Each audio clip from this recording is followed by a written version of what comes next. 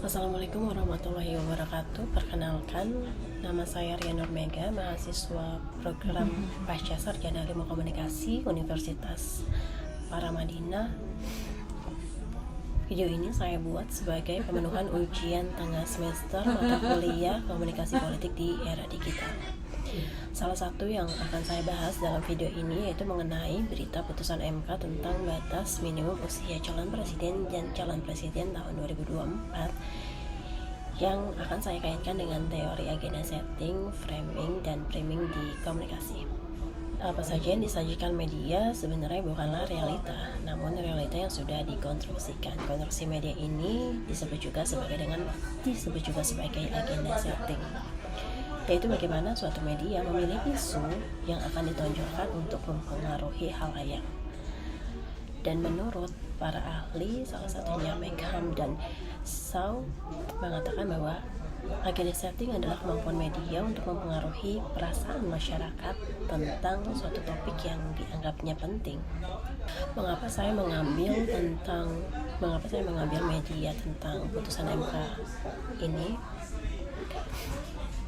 Karena saya melihat bahwa hasil putusan MK ini cukup kontroversi. Bagaimana tidak kontroversi? Pertama, MK memutuskan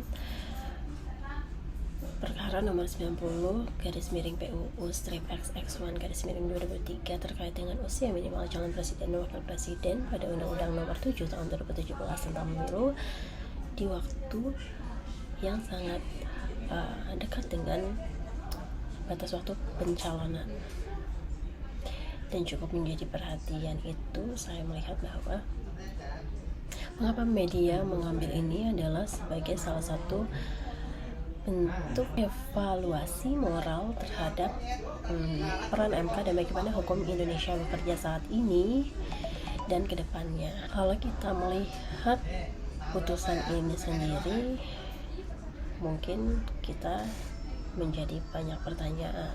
Berdasarkan analisa saya menggunakan teori agenda setting, framing, dan priming, saya melihat kenapa media menonjolkan atau mengangkat isu ini karena sebagai bentuk evaluasi moral terhadap peran lembaga MK dan untuk membuat masyarakat lebih melihat bagaimana hukum di Indonesia saat ini bekerja.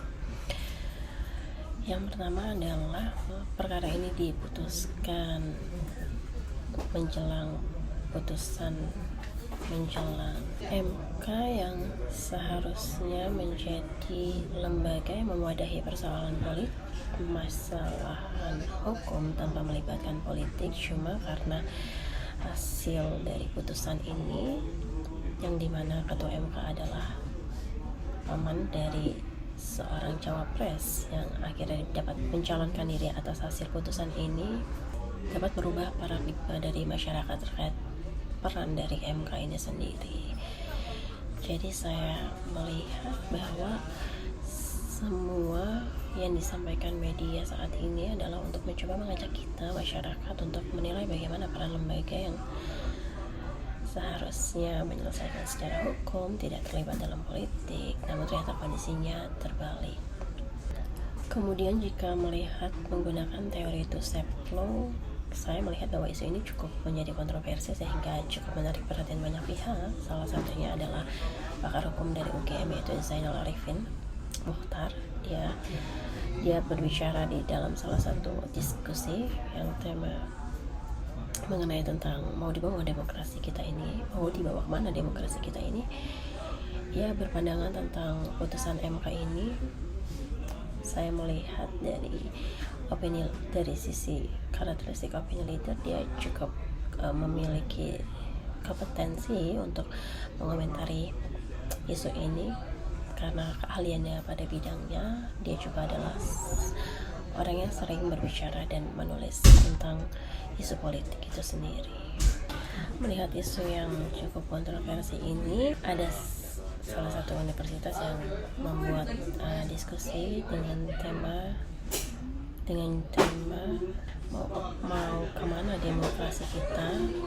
Ini cukup menarik untuk dibawa diskusi karena dibanding persoalan disahkannya putusan tersebut, hal yang lebih berbahaya adalah jika MK berubah atas dasar kepentingannya.